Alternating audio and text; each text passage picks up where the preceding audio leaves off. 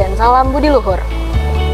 Perkenalkan, nama saya Vika Sintika Roma dengan NIM 1831510969, mata kuliah metode penelitian yang diampu oleh dosen Bapak Dr. Muhammad Mabrur Taufik, SAG, SEMM, Fakultas Ekonomi dan Bisnis.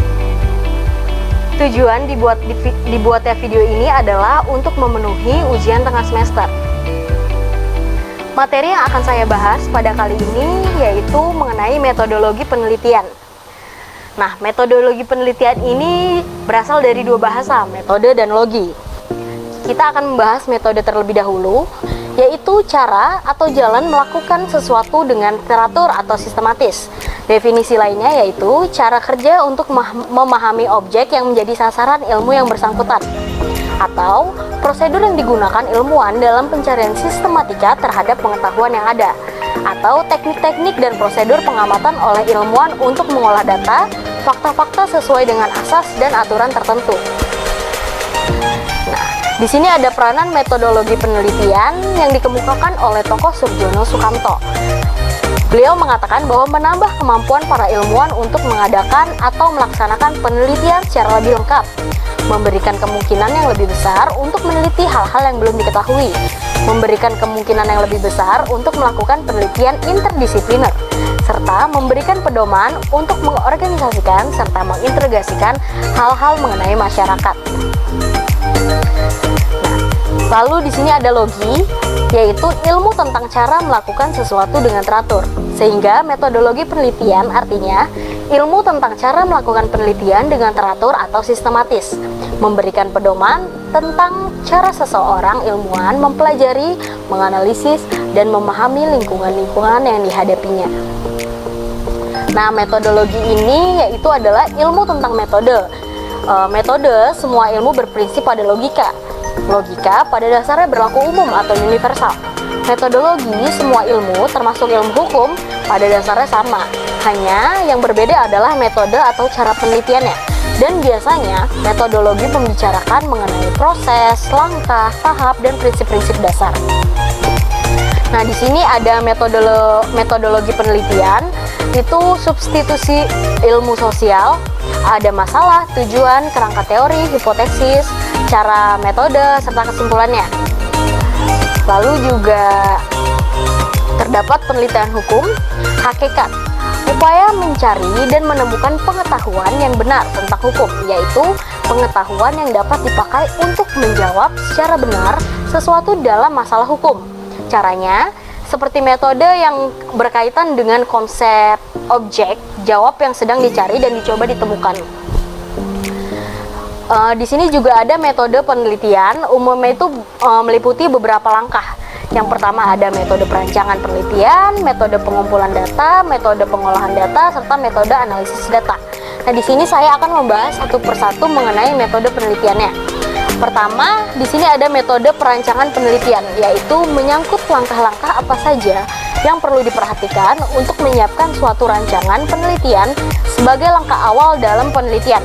Nah, biasanya dalam metode ini kita bisa menentukan jenis penelitian, lalu ada penentuan lokasi penelitian, penentuan jenis data, dan penentuan sumber data. Nah, di sini desain penelitiannya itu untuk memenuhi sumber datanya itu kita harus menemukan sumber data yang valid dan benar-benar terbukti.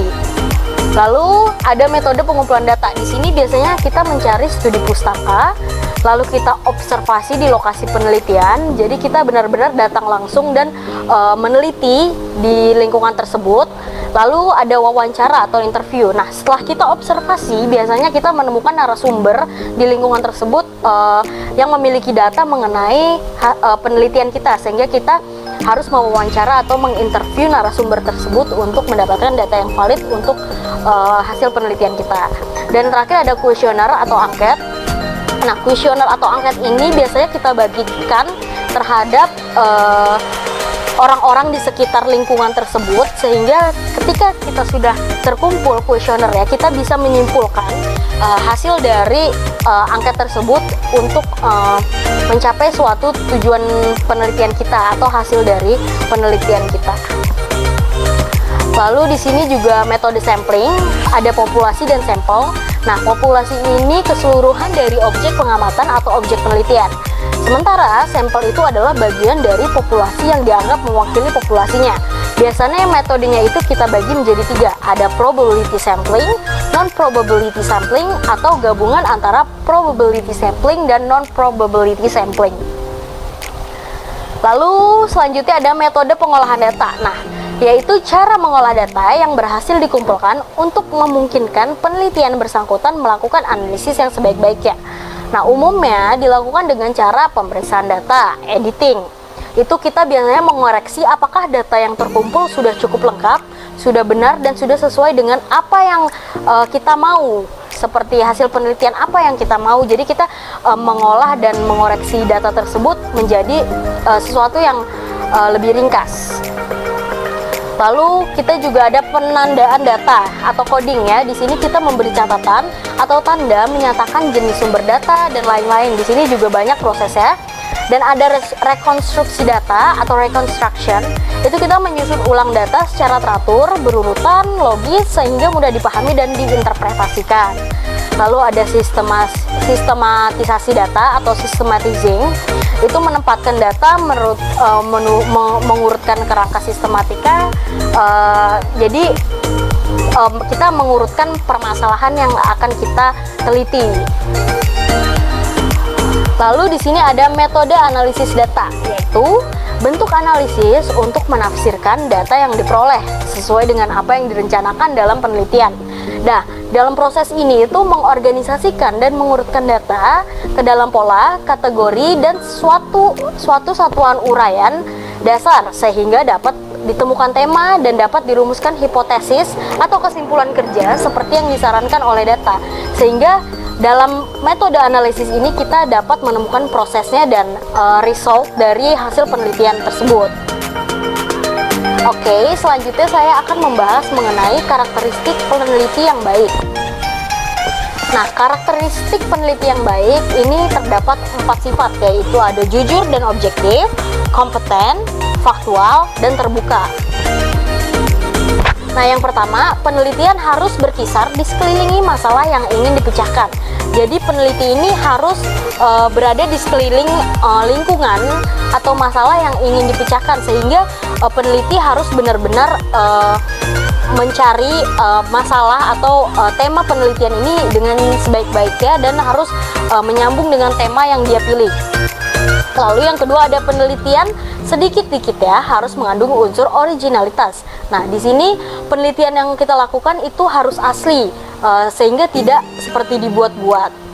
Lalu penelitian harus didasarkan pada pandangan ingin tahu. Nah, di sini kita harus memiliki rasa ingin tahu. Kenapa? Karena jika kita merasa ingin tahu, itu menjadikan motivasi untuk kita meneruskan penelitian yang kita buat selama ini.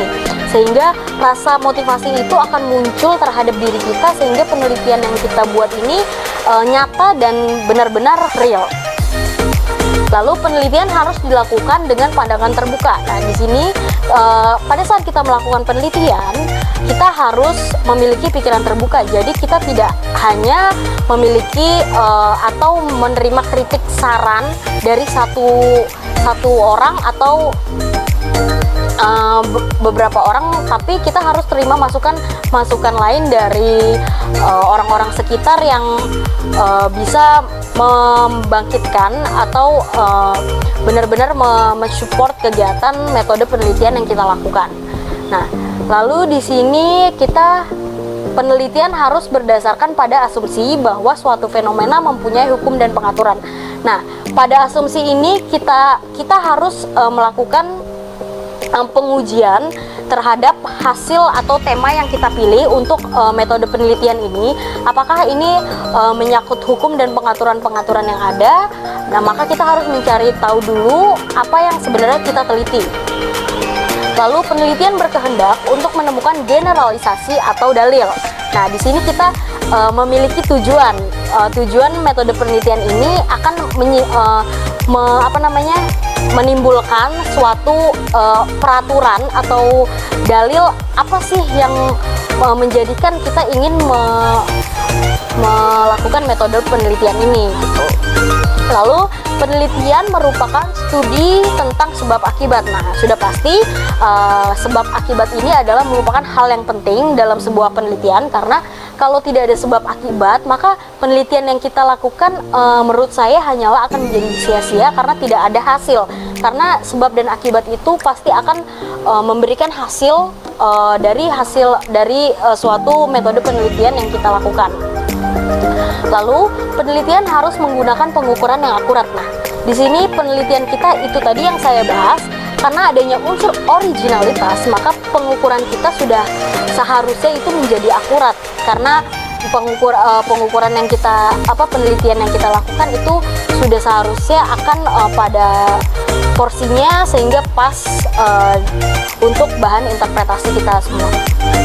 Lalu penelitian harus menggunakan teknik yang secara sadar diketahui. Nah, tentu saja kalau menggunakan teknik secara sadar untuk diketahui ini sudah menjadi hal yang wajib untuk bagi seorang peneliti, karena dalam melakukan teknik penelitian ini sudah seharusnya kita dalam kondisi sadar dan benar-benar memahami dan mengetahui apa yang kita ingin teliti.